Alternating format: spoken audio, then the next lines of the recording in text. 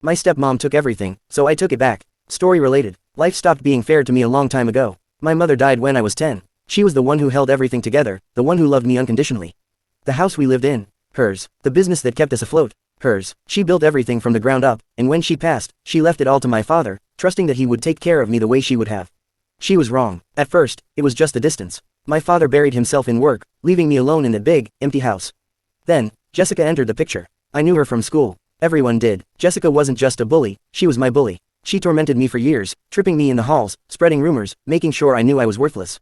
The kind of girl who laughed at my misery. And now, here she was, sitting at our dinner table, pretending she didn't know me. My father fell fast, too fast. Suddenly, Jessica was in my mother's house, touching my mother's things, sitting in the seat my mother used to fill.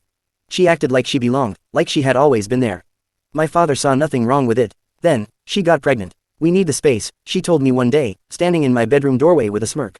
The baby needs a nursery. I looked past her, expecting my father to protest, to defend me, but he just stood there, arms crossed. You're old enough to be on your own, he said. It's time to grow up. And that was it. I was out of the house my mother built, out of the home that was supposed to be mine. I struggled. I worked meaningless jobs, slept on couches, fought to survive while they lived comfortably in the wealth my mother left behind.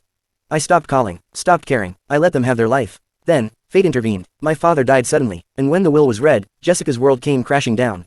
Because everything, was left to me. It was never my father's to give. It was always mine. Now, Jessica stood on my doorstep, the same one she kicked me out of, looking desperate. I have nowhere to go, she whispered. I let the silence stretch, just like she did all those years ago.